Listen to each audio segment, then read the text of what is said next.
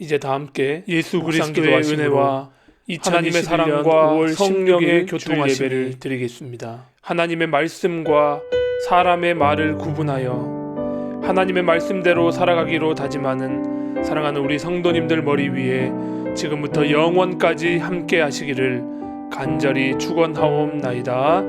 아멘.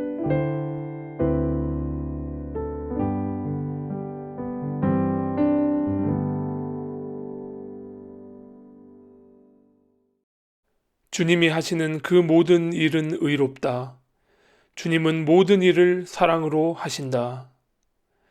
세상을 창조하시고 이 세상을 사랑으로 돌보아 주시는 주님. 이 세상에는 아직도 주님의 손이 미치지 않은 것처럼 보이는 곳들이 많습니다. 속히 오셔서 주님의 정의를 세워주시기를 기도합니다. 오늘 이 예배를 통해 우리가 그 주님의 정의에 참여하기를 원하오니 우리를 당신의 진리로 가르치소서. 예수님의 이름으로 기도드립니다. 아멘. 이 시간 다 함께 내 마음의 한 자리 찬양하겠습니다.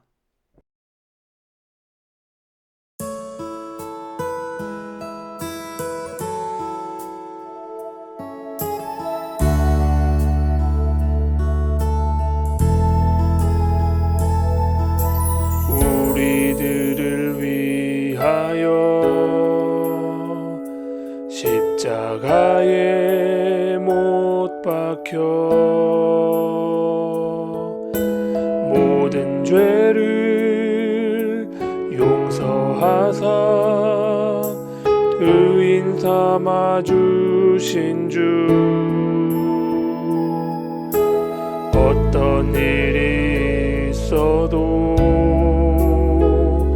나를 버리지 않고 죽기까지 사랑하신 나의 귀한 예수님, 내 마음의 한 자리 가장 귀한 그 자리 주 오셔서 앉으소서. 주님만 나의 보배, 내 마음의 한 자리 가장 귀한 그 자리 주 오셔서 다스리소서. 주님만 나의 영광, 내 마음의 한 자리 가장 귀한 그 자리 주 오셔서 앉으소서.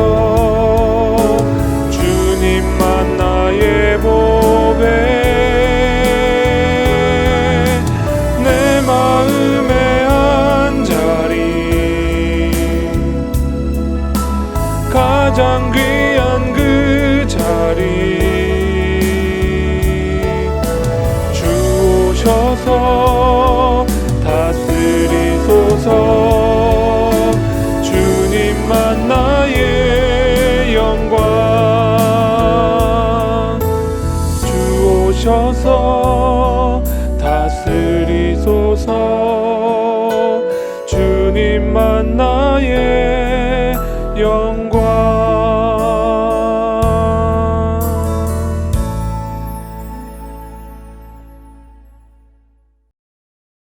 이 시간 사조의 기도를 드립시다.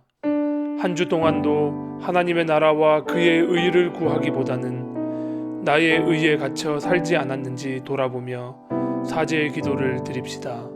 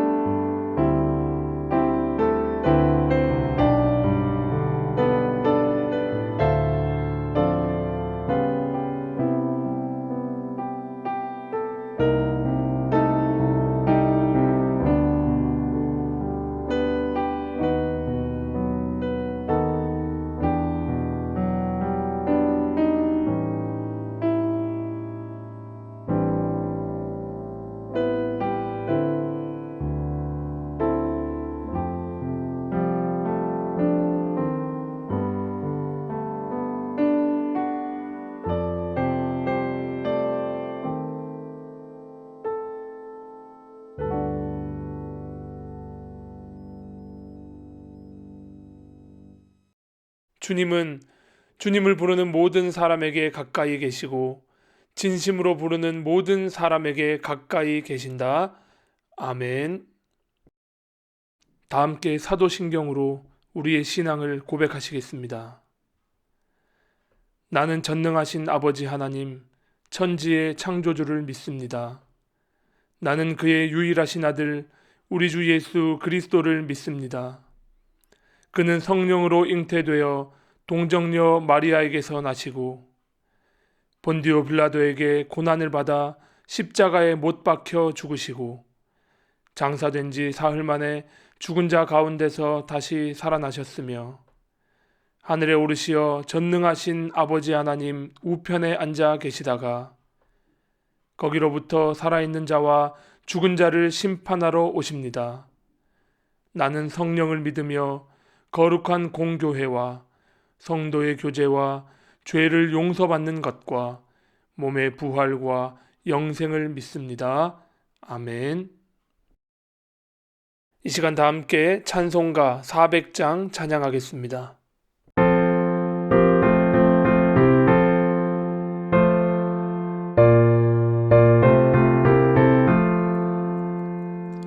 험한 시험물 속에서 나를 건져주시고 노한 풍랑 지나도록 나를 숨겨주소서. 주여 나를 돌보시사 고이 품어주시고 험한 풍파 지나도록 나를 숨겨주소서. 권세 능력 무한하사 모든 시험 이기고 풍랑까지 다스리는 주님 앞에 비오니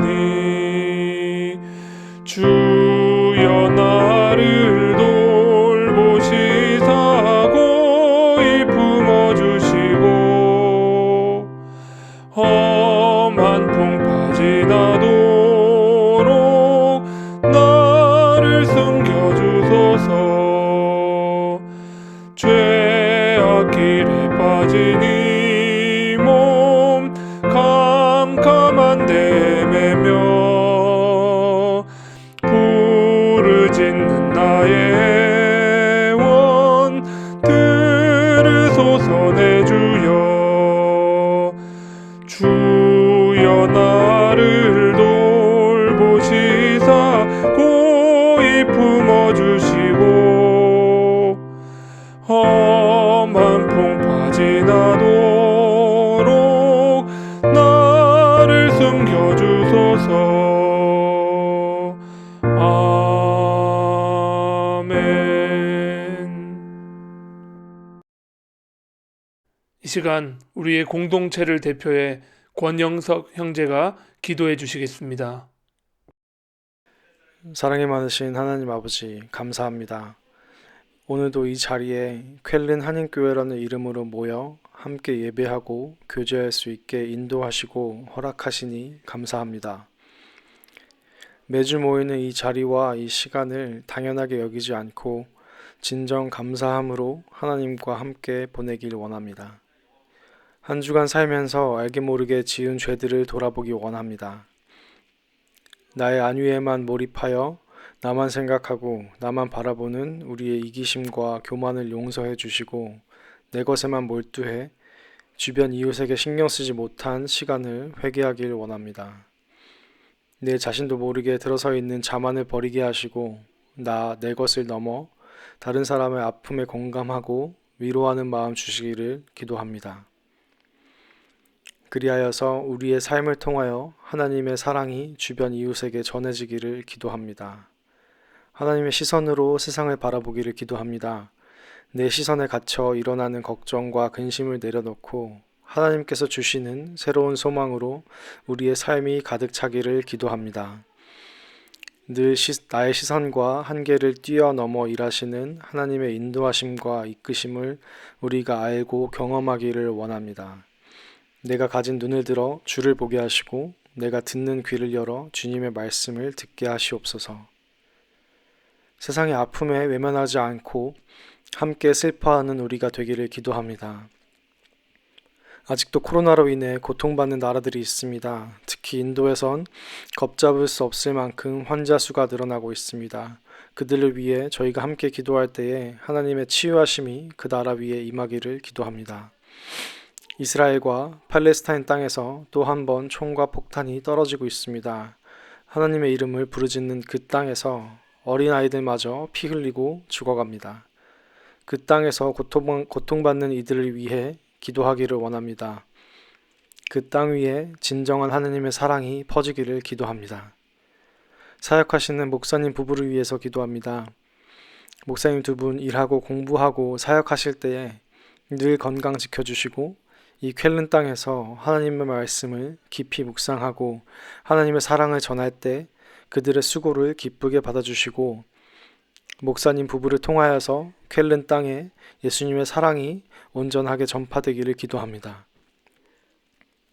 우리가 예수님의 이름으로 이 교회에서 교제할 때에 온전히 주인 되신 하나님을 묵상하고 경험하기를 기도합니다. 저희의 예배를 기뻐 받아주시옵소서. 늘 감사드리며 이 모든 말씀 주 예수 그리스도의 이름으로 기도드렸사옵나이다. 아멘.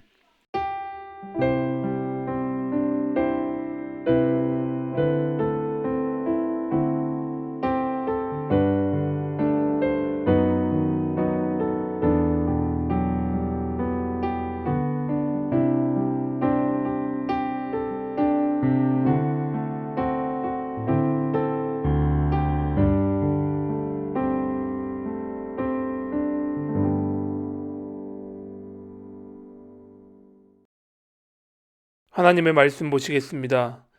말씀은 구약 성경 창세기 4장 23절 24절 말씀입니다.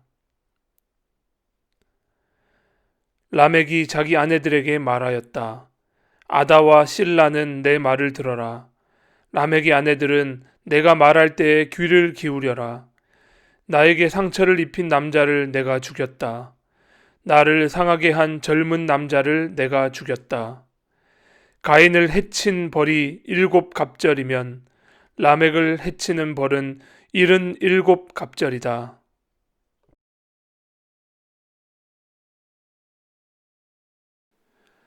사랑하는 성도 여러분, 한 주도 잘 지내셨나요?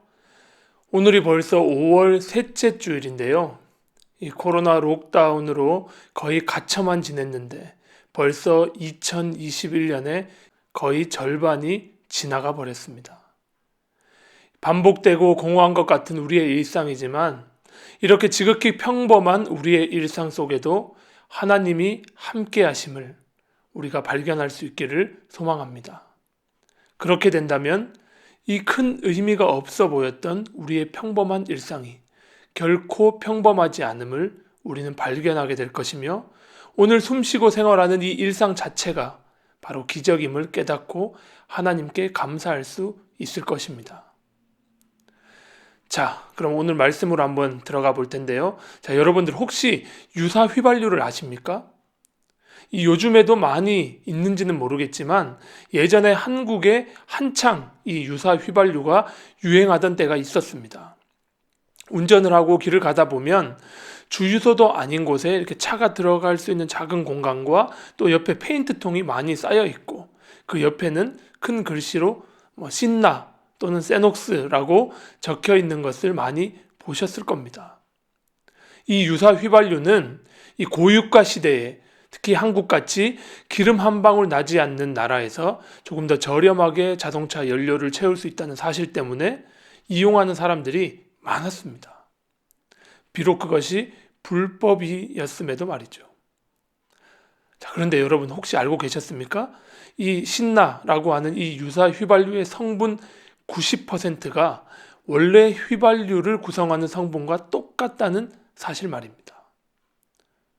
그러니까 정품 휘발유와 가짜 휘발유를 구분하는 이 결정적인 것은 이 나머지 10% 어떤 것을 첨가하느냐에 따라서 달라진다는 것이죠. 이러한 신나도 연료로 사용 가능합니다. 하지만 자동차에 직접 주입하는 연료로 사용할 때 이 단기간에는 문제가 없어 보이지만 실상은 차량 엔진 계통에 심각한 손상을 가져옴으로써 차량의 수명을 단축시킵니다. 자, 여기서 제가 강조하고 싶은 것은요, 신나의 성분이 어떻게 구성되었는가 이런 것이 아니라 유사 휘발유도 90%는 정품 휘발유와 똑같다는 사실입니다. 그리고 그 마지막에 첨가되는 10%, 그것이 정품인지 아닌지를 구분하는 기준이 되고요. 그리고 실제로 그 유사 휘발유는 자동차의 수명 단축에 영향이 있다는 사실입니다. 자, 이러한 것들은요, 오늘날에도 응용 가능한데요. 오늘날 돌아다니는 가짜 뉴스도 마찬가지입니다. 이 가짜 뉴스들은 대부분 실제 팩트에 근거하는 경우가 많습니다. 하지만 이것들을 가짜 뉴스라고 하는 이유는요, 어떤 유명인이나 정치인들이 실제 한 말의 뉘앙스를 살짝 비틀어 버리거나 또는 그 자신이 한 말이 아니고 어떤 것을 인용하면서 한 말을 마치 그 사람이 실제 한 말인 것처럼 왜곡한다거나 또는 그가 한 말에서 상황이나 맥락을 의도적으로 제거하면서 만들어지기 때문이죠. 그래서 정확한 팩트를 체크하지 않으면 우리는 그런 가짜 뉴스에 쉽게 현혹되고 맙니다. 팩트에 기반을 두고 있기 때문이죠. 자, 가짜 뉴스만 그럴까요? 이러한 왜곡들은 하나님의 말씀에서도 그대로 드러납니다. 오늘 함께 읽은 본문이 가장 대표적인 예라고 할 수 있습니다. 오늘 우리가 함께 읽은 본문은 가인의 후손이었던 라멕이라고 한 사람이 한 말입니다. 혹시 눈치가 빠른 분들은 눈치채셨을지도 모르겠는데요. 오늘 저는 평소와 달리 성경 봉독을 할 때요, 끝날 때 아멘으로 마치지 않았습니다. 그 이유는 오늘 이 말씀은 하나님의 입에서 나온 말이라기보다는 이 폭력적인 인물이었던 라멕이 뱉어낸 사람의 말이었기 때문입니다. 자, 오늘 본문을 다시 한번 같이 읽어보시죠. 라멕이 자기 아내들에게 말하였다. 아다와 실라는 내 말을 들어라. 라멕의 아내들은 내가 말할 때에 귀를 기울여라. 나에게 상처를 입힌 남자를 내가 죽였다. 나를 상하게 한 젊은 남자를 내가 죽였다. 가인을 해친 벌이 7갑절이면 라멕을 해치는 벌은 77갑절이다. 자, 이 라멕의 이런 말투나 이런 것들을 오늘날 여성들이 들으면요, 참 이 뒷목 잡기 딱 좋습니다. 특히 여성 인권을 옹호하는 분들이라면 라멕의 이러한 말과 태도에 속된 말로 개저씨, 꼰대라고 비난할 것이 분명하겠죠. 몸에는 힘이 가득 들어가서 자기의 두 아내에게 권위적으로 너희들은 남편이 말하면 듣기만 해 라고 하면서 그는 이런 말을 합니다. 오늘 어떤 젊은 놈이 나에게 까불길래 내가 죽여버렸지. 얼마나 나를 열받게 하는지. 그 녀석이 나에게 상처를 입히기에 그냥 죽여버렸어. 이렇게 말합니다. 그러면서 덧붙이는 말이 24절에요. 가인을 해친 벌이 7갑절이면 나를 죽인 벌은 77갑절이야. 자, 이 구절은요, 인용 또는 패러디입니다. 바로 앞부분에 창세기 4장 15절에서 하나님이 하신 말씀을 인용하면서 이 말씀을 자기 중심적으로 비틀고 왜곡하면서 자신의 상황에 끼워 맞추고 있습니다. 자, 그러면 창세기 4장 15절은 어떤 구절이었을까요? 자, 그 맥락은요, 아담과 하와의 자녀 가인이 그의 동생 아벨을 들에서 쳐 죽인 인류 최초의 살인 사건이죠. 그 후에 이 가인은 하나님에게 책망을 받고 벌을 받습니다. 땅이 가인의 동생 아우의 피를 먹고 기억하고 있기 때문에 가인이 땅에서 밭을 갈아도 땅이 가인에게는 열매를 주지 않을 것이며 이 가인은 앞으로 쉴 새 없이 떠돌아다니게 될 것이라는 벌을 선고받죠. 그때 가인이 하나님께 이렇게 말합니다. 하나님, 그 벌이 저에게 너무나 무겁습니다. 그리고 제가 살인자라는 것을 사람들이 알게 되면 길을 가다 저를 만나는 사람들이 다 저를 죽이려고 할 것입니다. 이렇게 말했죠. 그때 창세기 4장 15절에 하나님께서 이렇게 말씀하시죠. 그렇지 않다. 가인을 죽이는 자는 7갑절로 벌을 받을 것이다 하시면서 주님께서는 가인에게 이 표를 찍어 주셔서 어느 누가 그를 만나더라도 그를 죽이지 못하게 하셨습니다. 성경은 그걸 기록하고 있죠. 자, 이 구절은요, 가인이 자기가 스스로 한 말이 아니라 하나님께서 하신 말씀이라고 기록되어 있습니다. 하나님께서 살인자였던 가인에게 왜 이런 말을 하셨을까요? 먼저는요, 죄를 지은 자는 반드시 그 죄의 대가를 치루어야 할 것은 분명히 알려주시지만, 그 다음으로 아무리 동생을 죽인 자라고 하더라도 일평생 회개하며 살아갈 수 있도록 그의 생명은 지켜주시는, 바로 은총을 베푸시는 하나님의 모습을 나타내는 구절이라 할 수 있습니다. 즉 약자에 대한 배려, 최소한의 인권은 지켜주기 위한 하나님의 말씀이었던 것이죠. 그런 하나님의 말씀을 라멕이 자기 자신의 악행을 정당화하기 위해 지금 악용하고 있는 것입니다. 라멕이 어떤 벌을 받았습니까? 사회적 약자였습니까? 그렇지 않았습니다. 그는 포악한 강자였습니다. 그는 자신의 힘을 가지고 하나님의 형상으로 지음받은 사람을 가차없이 죽였습니다. 그리고 그 사실을요, 자신보다 약자였던 자기 아내들에게 떳떳하게 떠벌리며 자랑하고 있습니다. 또 그가 그 아내들을 대하는 태도 또한 하나님께서 서로 도우라고 지어주신 서로 돕는 자로서의 관계가 아니었습니다. 그는 아내들 위에 군림했고요, 그녀들에게 일방적으로 복종할 것을 강요하는 폭력의 사람이었습니다. 그런 그가 지금 뻔뻔하게 하나님의 말씀을 인용합니다. 가인도 살인을 했지만 하나님이 지켜주시고 벌을 7배나 내린다고 하셨는데, 다 용서해 주신다고 하셨는데, 나를 살인한 이유로 나를 건드리는 자는 77배, 즉 77배나 벌을 받을 것이라고 스스로 이야기하고 있는 것이죠. 이처럼 창세기 4장 15절에서 약자의 인권을 보호하는 데 사용되었던 하나님의 말씀은 고작 몇 절 지나지 않은 24절에서 강자가 자기를 옹호하는 사람의 말로 교묘하게 둔갑되고 있습니다. 여러분, 바로 이러한 방식으로 하나님의 말씀이 사람의 말로 위장되고 왜곡되는 것이죠. 그것이 하나님의 입에서 나왔다고 해서 다 하나님의 말씀이 되는 것은 아닙니다. 그 말씀을 가지고 누가 어떤 상황에서 그 말을 하고 있는지도 우리는 고려해야 하죠. 따라서 성경에 기록되었다고 해서 마구 그것을 인용하며 하나님의 뜻을 남발하는 것이야말로 우리 기독교인들이 가장 삼가야 할 자세입니다. 벌써 오래전 일이죠. 한국 대형교단 청년 사역을 하시던 대형교회 전모모 목사님은요, 수많은 여성 청년들을 성추행하고 성폭행을 일삼았습니다. 그 일로 한국교회에 큰 무리를 일으켰고요, 그가 한 내용은, 그가 했던 성추행의 내용들은 TV 방송에까지 다루어지면서 큰 파장을 불러일으켰습니다.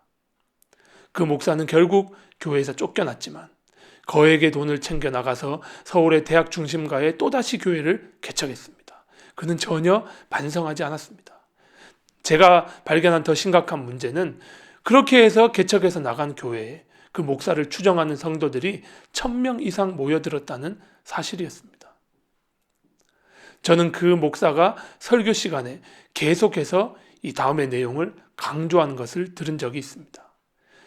무엇이라 설교하냐면요, 사람이 사람을 심판할 수 없다. 성경에도 남을 비판하지 말라고 하지 않았느냐. 또 특별히 주님의 종 목사님은 하나님이 심판하시지 사람이 심판해서는 안 된다는 내용 말입니다. 그는 눈 하나 깜빡하지 않고 수시로 그런 설교를 전하고 있었고요. 더 절망적인 것은 수많은 이들이 거기에 앉아서 아멘 아멘 하는 모습이었습니다. 자, 우리가 이렇게 대충 들어도 너무 터무니없고 어떻게 인간의 탈을 쓰고 저런 말을 할 수 있을지 개탄하며 생각할 수 있지만 사실 그 목사가 한 모든 말은요, 성경에 기록된 하나님 또는 예수님의 말씀 또는 유명한 지도자 다윗이나 예언자들 또는 신약 성경을 다수 기록한 사도 바울이 실제로 했던 말들이었습니다. 기록된 말씀이었습니다.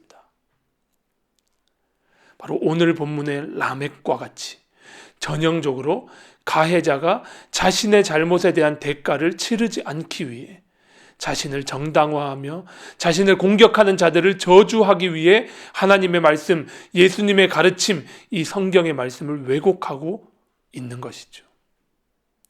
이런 방식으로 하나님의 말씀은 불신자들이 아닌 바로 그를 믿는다고 하는 이들을 통해서 왜곡되어 왔습니다.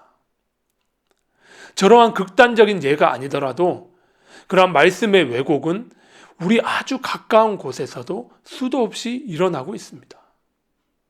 우리 주변에 많은 크리스천들이 성경에 그렇게 기록되어 있으니 이것은 하나님의 뜻이고 하나님의 말씀이야 라고 말하지만 또 그런 방식으로 성경 구절들을 많이 인용하고 있지만 그 인용의 목적을 살펴보면 대부분은 남을 정죄하기 위함이거나 자기의 정당성을 주장하기 위한 경우가 많습니다.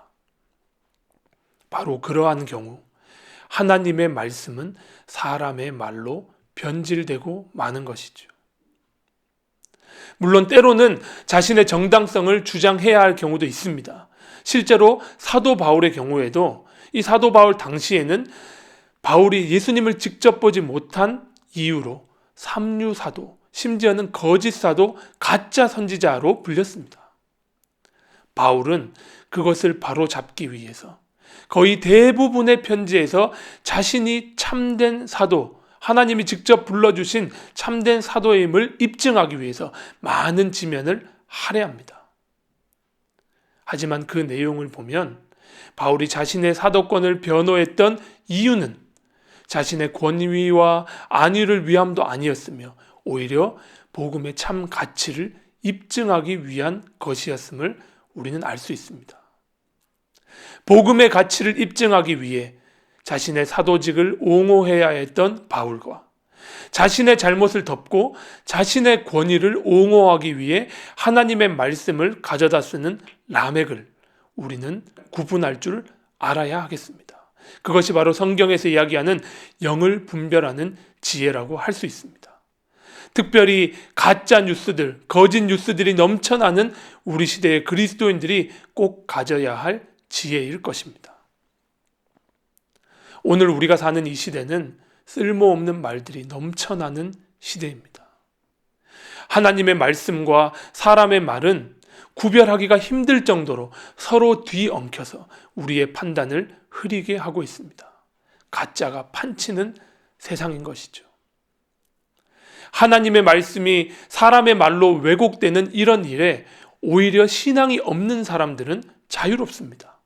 왜냐하면 그들은 애초에 자신들이 원하는 것을 하나님의 뜻으로 둔갑시키는 레토릭을 쓰지 않기 때문이죠.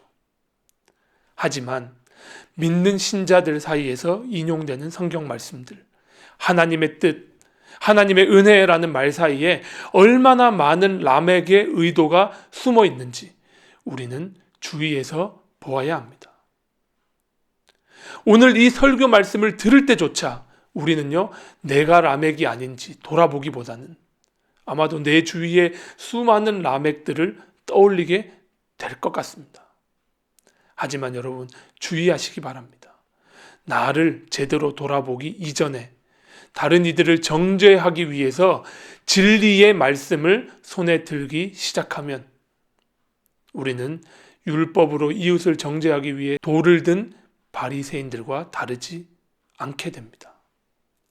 먼저 우리 자신들을 돌아보아야 합니다. 우리 자신들이 라멕과 같이 하나님의 말씀을 잘못 인용하고 있는지는 아는지, 나를 중심에 두고 성경을 마음대로 이용하고 있지는 않은지 말입니다. 하나님은 사랑이시니까 하나님은 죄와 이 모든 잘못들을 용서해 주시는 분이시지 라는 말이 성경에 기록된 진리의 말씀, 하나님의 말씀이라고 할 수 있지만 그 말씀이 적절하지 않은 자리에 악용된다면 그것은 말 그대로 적절치 않은 사람의 말이 될 뿐입니다. 피해자의 용서 없이 가해자의 입에서 그런 말들이 먼저 떠들어진다면 그것은 진리를 담은 하나님의 말씀이 아니라 형제를 실족하게 하는 아무 쓸모없는 사람의 말이 되어버리는 것이죠. 하나님의 말씀이 말씀되게 하라는 종교개혁자들의 메시지는 바로 이와 같이 하나님의 살아있는 말씀이 오늘 우리의 삶의 적절한 자리에서 울려 퍼지게 하여서 생명을 살리는 말씀이 되게 하라는 의미일 것입니다.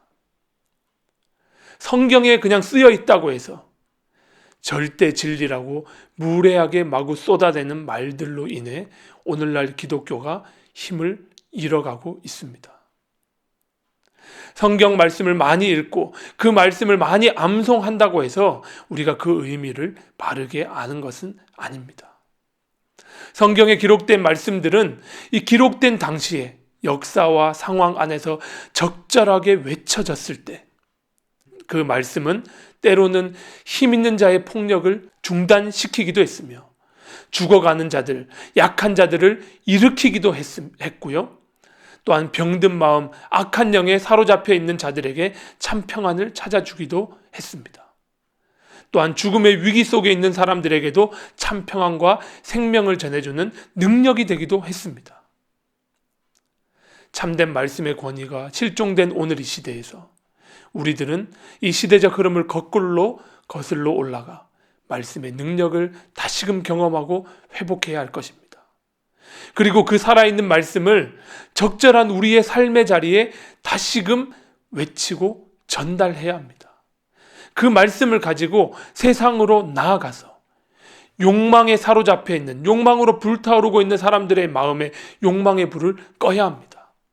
또 우리는 그 말씀을 가지고 나아가서 꺼져가는 생명의 불씨를 살려서 그들을 다시 살게 하고 숨쉬게 하고 권리를 잃어버린 자들의 권리를 찾아주어야 합니다. 그 참된 말씀에 많은 영혼들이 깃들어 쉼을 얻게 해야 합니다. 또한 의에 줄이고 목마른 사람들에게 생명의 물을 가져다 주어야 합니다. 이러한 그리스도인들이 일어나 참 하나님의 말씀 앞에 설 때 하나님의 나라는 이 땅에 굳건히 서갈 것입니다. 이 일을 위해서 우리는 오늘도 치열하게 말씀을 보고 치열하게 우리의 삶을 살아가고 치열하게 기도해야 합니다. 람에게 말들을 걸러내고 하나님의 말씀을 분별하여 우리 삶의 자리에 그 말씀이 꼭 필요한 그 자리에 그 말씀을 전달함으로써 죽어가는 생명도 살리고 하나님의 나라를 이 땅에 넓혀가는 믿음의 성도님들이 다 되시기를 주님의 이름으로 축원합니다. 같이 기도하겠습니다. 주님, 이 세상이 하나님의 말씀이 아닌 사람의 말로 가득하여 하나님의 음성이 우리에게 잘 들리지 않습니다. 자신들의 말들이 하나님의 말들로 포장되어 우리의 귀와 영혼을 어지럽히고 있습니다. 이러한 시대에 우리들이 귀를 기울여 당신의 말씀을 듣게 하옵소서.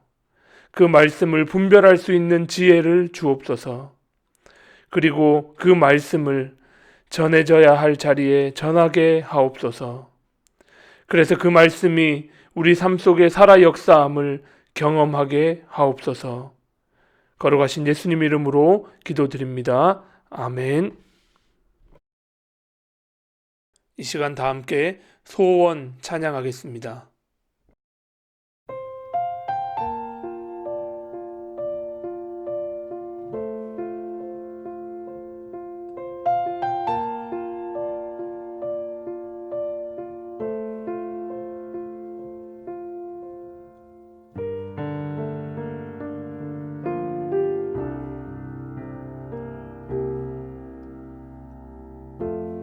삶의 작은 일에도 그 맘을 알기 원하네. 그 좁은 길로 가기 원해. 나의 자금을 알고 그분의 크심을 알며 소망 그 깊은 길로 가기 원하네.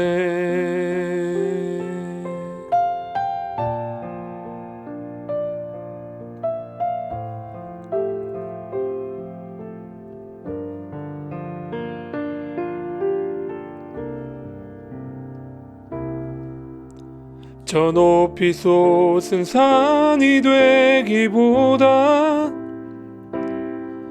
여기 오름직한 동산이 되길, 내 가는 길만 비추기보다는 누군가의 길을 비춰준다면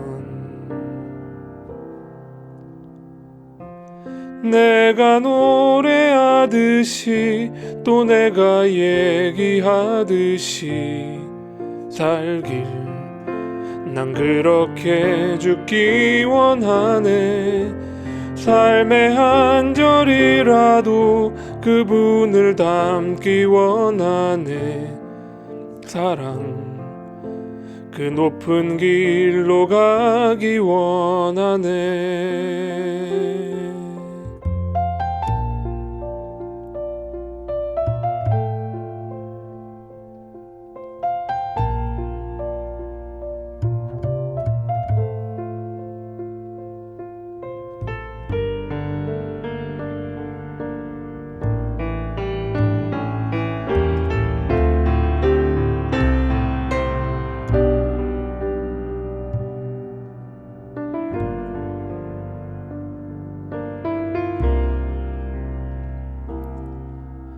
저 높이 솟은 산이 되기보다 여기 오름직한 동산이 되길, 내 가는 길만 비추기보다는 누군가의 길을 비춰준다면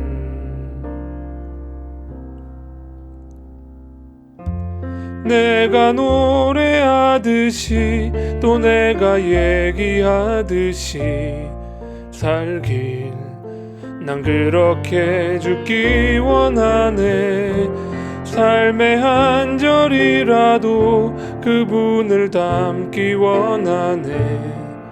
사랑 그 높은 길로 가기 원하네. 그 좁은 길로 가기 원하네. 그 깊은 길로 가기 원하네.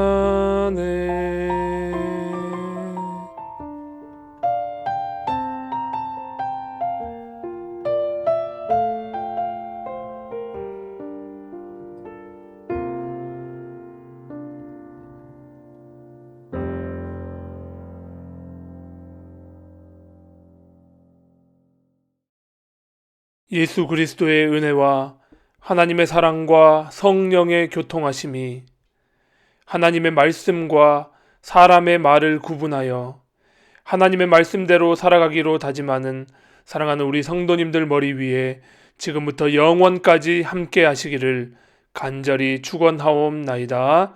아멘.